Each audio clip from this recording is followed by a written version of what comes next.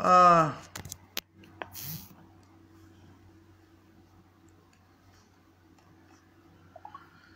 Ouh.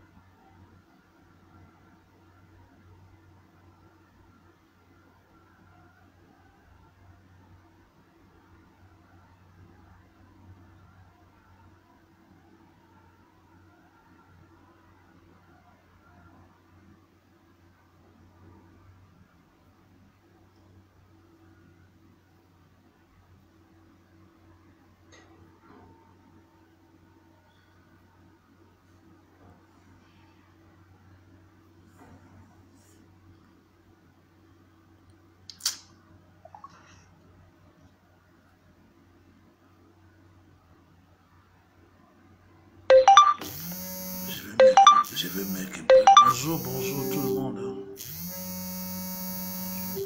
C'est un live de sensibilisation, ça va que sur la page.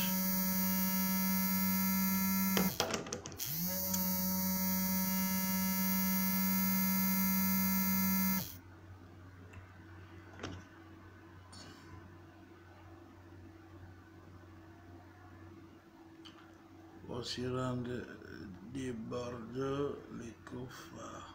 Le temps de partage.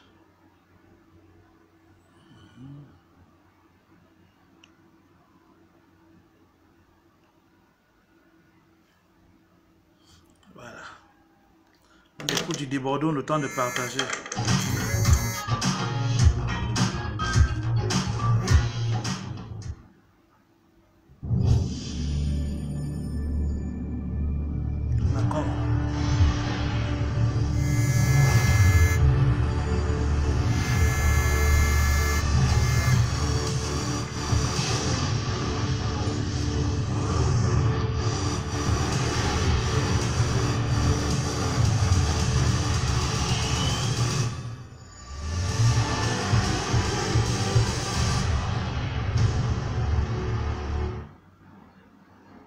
On the beat.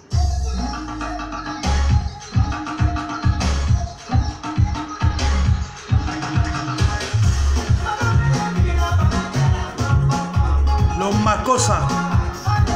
Bam bam bam. Bam bam bam. Mimi.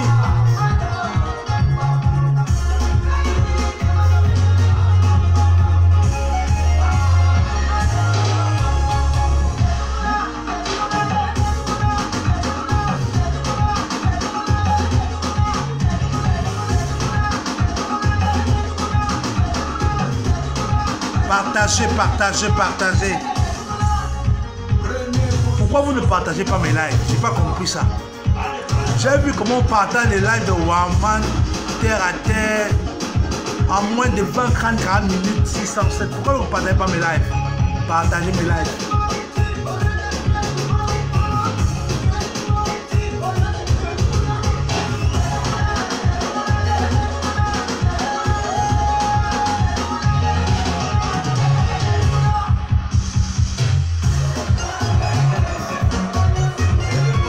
Merci pour des mots, il a fait honneur au Makossa camerounais. Connectez-vous, on va partager, on va causer.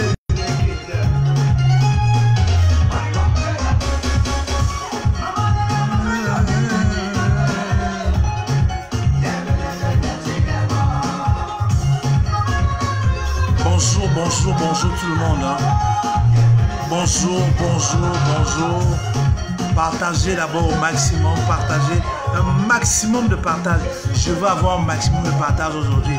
Même si nous sommes 20, 30, 40, mais que vous ayez quand même partagé. Ça Ça m'encouragera aussi. Invitez les gens à venir s'abonner sur cette page. On va parler de ce problème.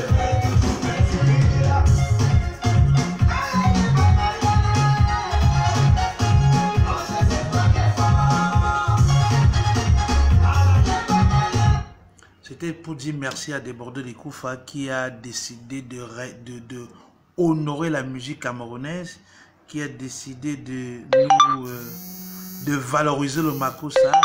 Tous les Camerounais se sont retrouvés à travers cette chanson parce qu'elle vient de chez nous. C'est une sonorité camerounaise.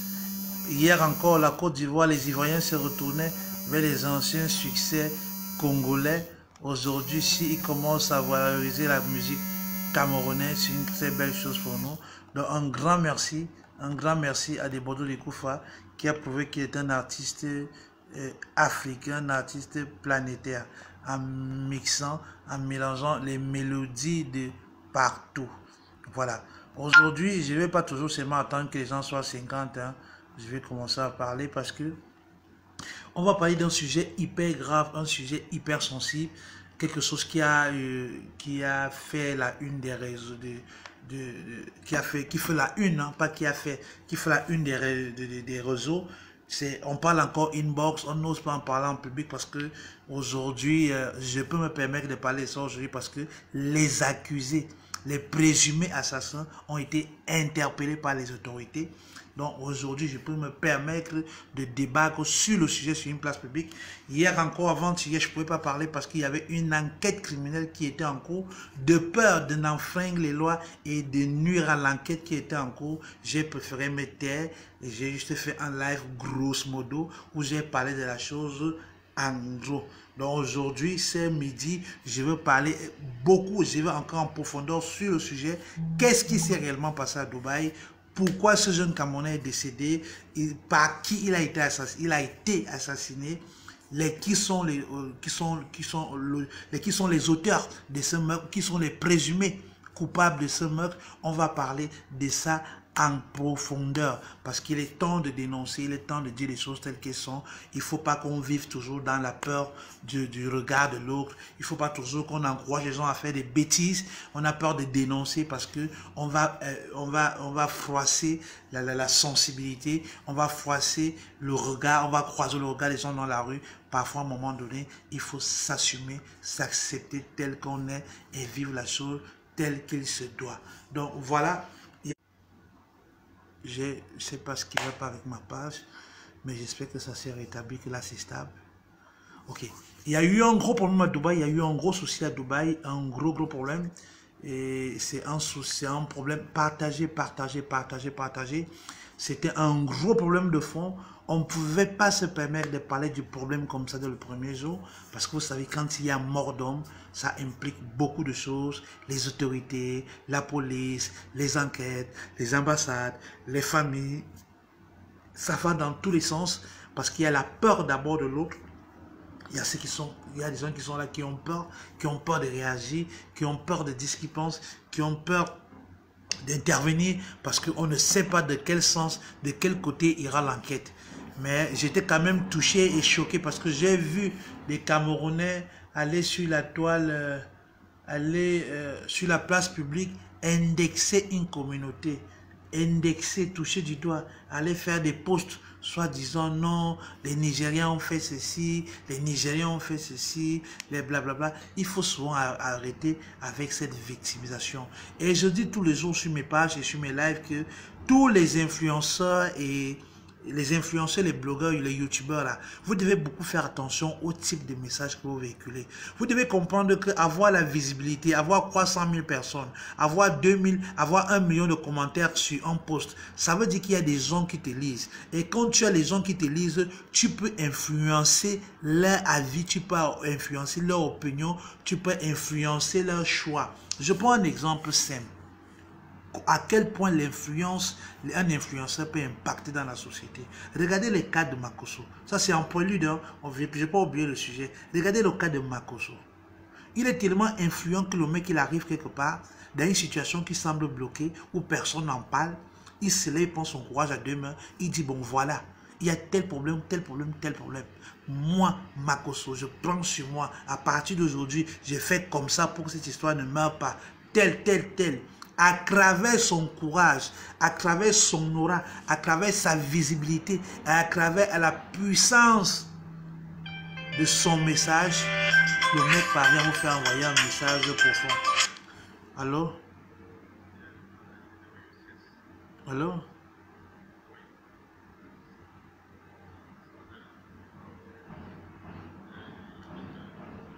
Ouais, bro.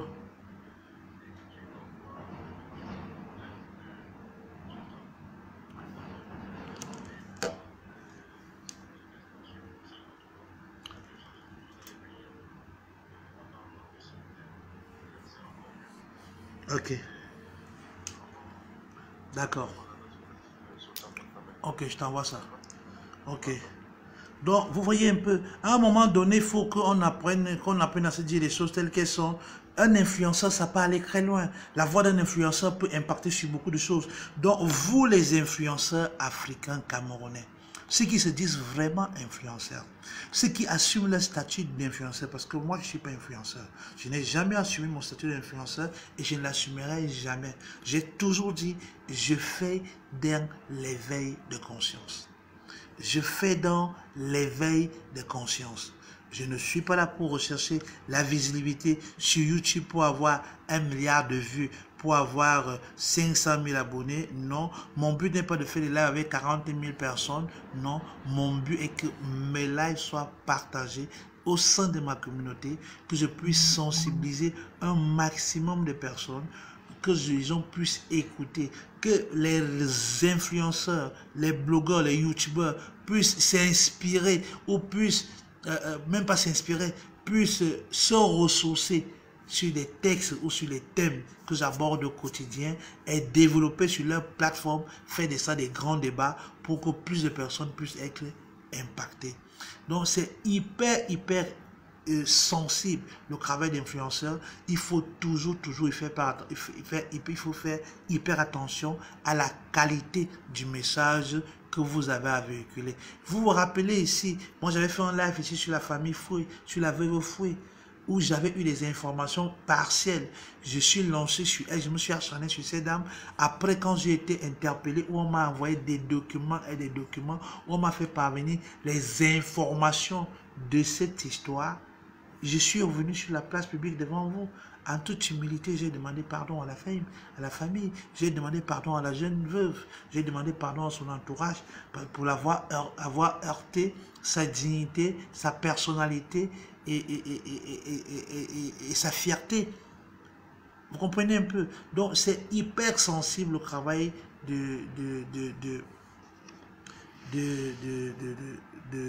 comment dirais-je, des influenceurs. Donc, je voudrais lancer ce message comme ça à toi, Jumanto. Tu as la facilité, tu es toujours en train de partager les informations que tu ne prends pas le temps de vérifier si elles sont justes, si elles sont bonnes. C'est un grand danger, Jumanto. Il faut faire attention. Avant de relier certaines informations sur la place publique, avertis-toi, rassure-toi que tu as au minimum 60 à 70% de vérité dans ce que tu postes. Sinon, tu peux tu peux inciter à la violence, tu peux inciter à la révolte, tu peux inciter à une guerre civile. C'est dangereux ce genre de pratique.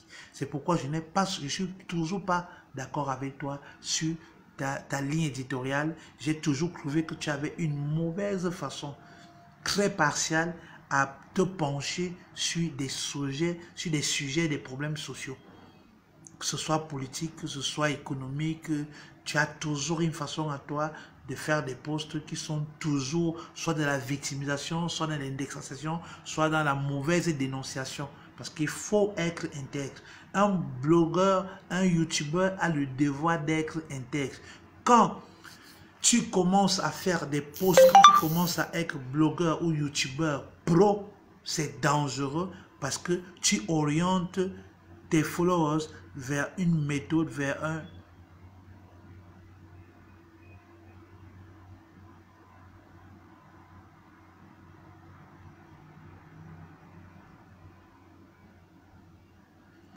ok?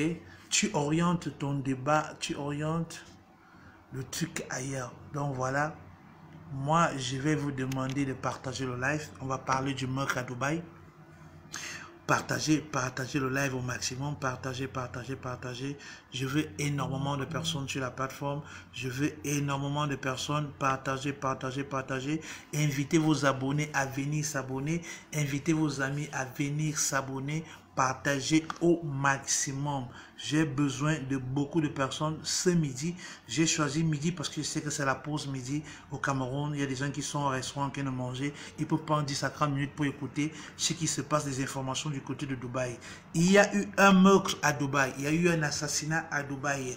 Un Camerounais très actif au sein de la communauté, connu par tous. Résident dans les UE avec emploi, il n'était pas résident chômeur, il était résident dans les UE et il avait un boulot. Il avait un boulot qu'il occupait, qu'il faisait.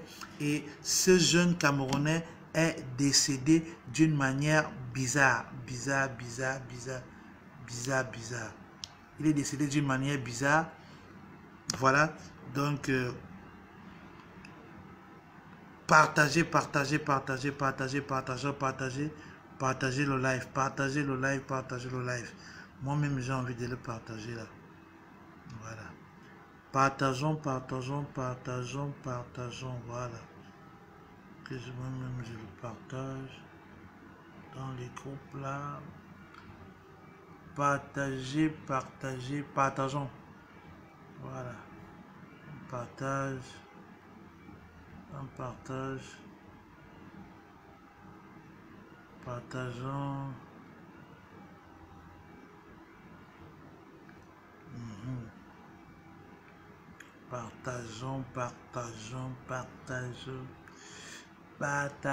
Partageons le live.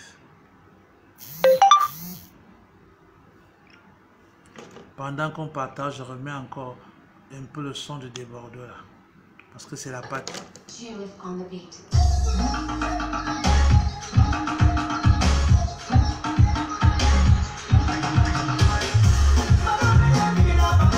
Bam bam bam. Bam bam bam. Bam bam bam.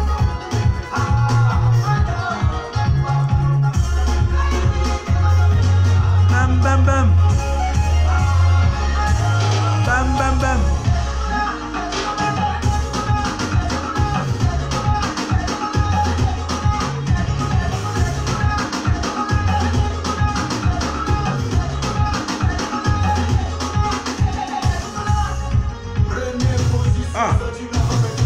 Partagez le live.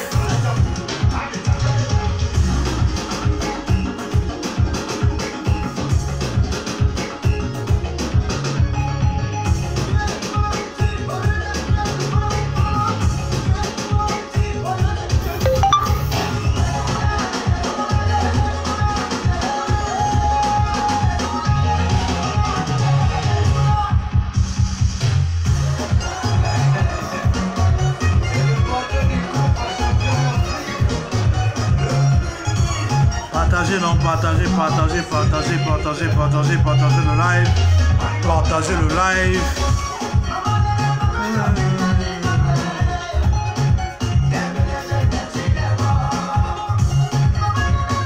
C'est le nouveau débordeur du Koufa.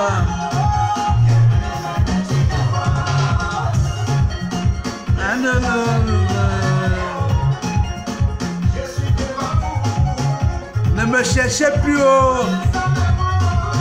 Vous me voyez sans me voir.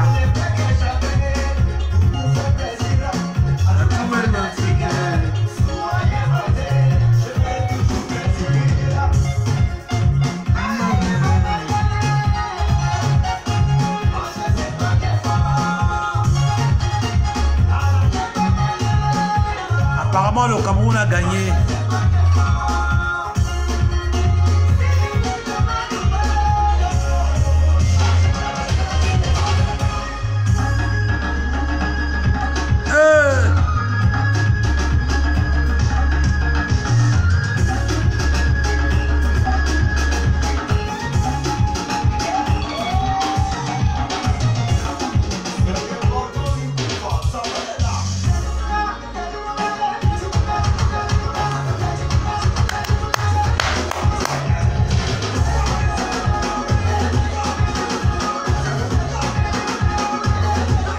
donc gros ce son.